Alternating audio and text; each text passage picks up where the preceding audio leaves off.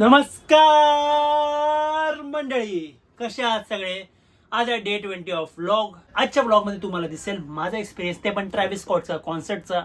मी स्वतः खूप एक्सायटेड होतो कारण मी खूप काय ऐकलेलं त्या कॉन्सर्ट बद्दल, रील्स पण बघितलेले. मग मी विचार केला की हा एक्सपिरियन्स घ्यायला हवा.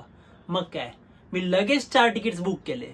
आम्ही खरं 4 मित्र जाणार होतो, पण प्रत्येक मित्रांच्या ग्रुपमध्ये होतं. तसंच एका मित्राने आम्हाला इन्व्हेस्ट टांग दिली. मग आम्ही विचार केला की ते 4थं तिकीट आपण व्हेन्यूच्या बाहेर जाऊनच विकूयात.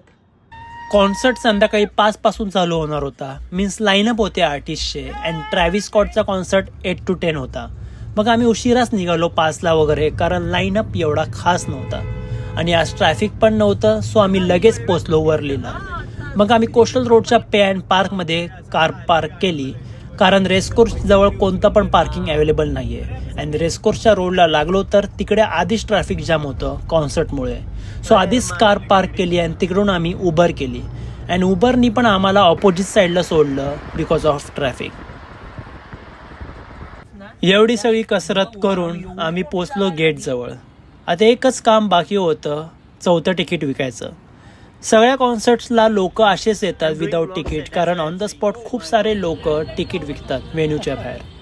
आम्हाला वाटलं लगेच विकलं जाईल, पण कोण भेटतच नव्हतं ज्याला गरज होती तिकीटची. मग ॲटलास्ट एक कॉलेजचा ग्रुप मिळाला आणि ते येडेच झाले खुशीने, कारण पूर्ण ग्रुप तिकीट शोधते आणि ग्रुपमधल्या एक तरी मित्राला तिकीट मिळालं, त्यामुळे ते खुशच झाले. गेलो गेटच्या आत. आम्हाला आधीच्या कॉन्सर्टचा एक्सपिरियन्स होता जे महालक्ष्मी रेसकोर्सला असायचे. सो आम्ही मास्क कॅरी केलेला, कारण तिथे खूपच धूळ उडते. अँड मेन स्टेज पर्यंत खूप चालत जावं लागतं. जसं स्टेज जवळ पोचलो, कसलाच आवाज येत नव्हता, काय म्युझिक नव्हतं, पूर्ण शांत. एवढं शांत की रातकिड्याचा आवाज येत होता.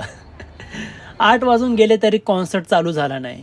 मग आम्ही खाऊन घेतलं, फ्रेश वगैरे झालो अँड गेलो आमच्या जागेवर. तरी पण चालू नाही झाला कॉन्सर्ट. 8:30ला वगैरे कॉन्सर्ट ॲट लास्ट चालू झाला.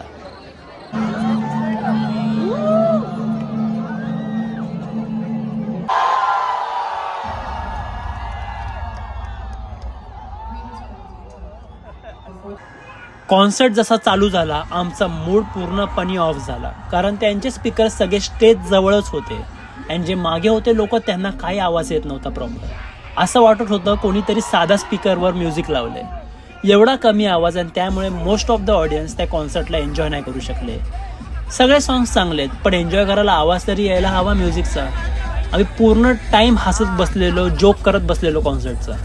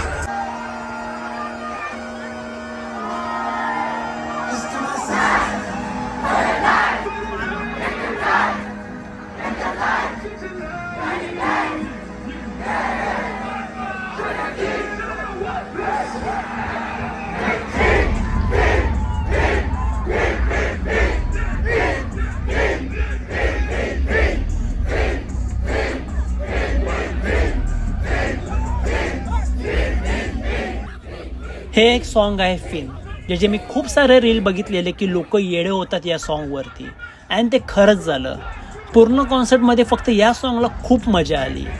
बट हे एकदा वाजवल्यानंतर त्यांनी हेच सॉन्ग 4 ते 5 वेळा वाजवलं. म्हणजे कॉन्सर्टचे 5 ते 10 मिनिटं ह्यांनी एक सॉन्ग वाजवण्यात आलं.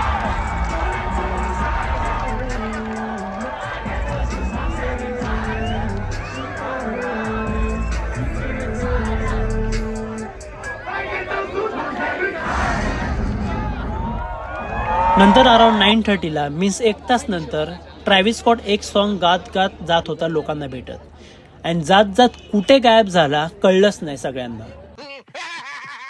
सगळ्यांना वाटलं की तो येईल परत, सगळे थांबलेले आणि नंतर कळलं की कॉन्सर्ट संपून गेलाय. भाई ये तो शुरू होते खत्म हुआ यार. बिकॉज काय अनाऊन्समेंट पण नव्हती झाली. म्हणजे यांनी टाइम दिलाय 8 to 10, त्यात पण लेट झाला आणि परत 1 तासचा शो झाला आणि यावर आम्हीच नाही सगळेच डिसअपॉइंट झाले. माझ्यासाठी हा one of the worst concert होता. पूर्ण वेस्ट ऑफ मनी. सगळ्या लोकांचा मूड ऑफ झालेला. मग आम्ही निघालो परत त्याच धुळीतून आणि आता बॅक टू कार पार्किंगला जायला एक पण टॅक्सीवाला रेडी होत नव्हता. मग आम्ही चालतच निघालो. 1.2 किलोमीटर चालल्यानंतर ॲट लास्ट पोचलो आम्ही. मग थोडं आम्ही कोस्टल रोडला थांबून चिल केलं. मग बाहेर थोडंफार खाऊन आम्ही निघालो बॅक टू होम. अशा प्रकारे आजचा व्लॉग इथे संपलेला आहे.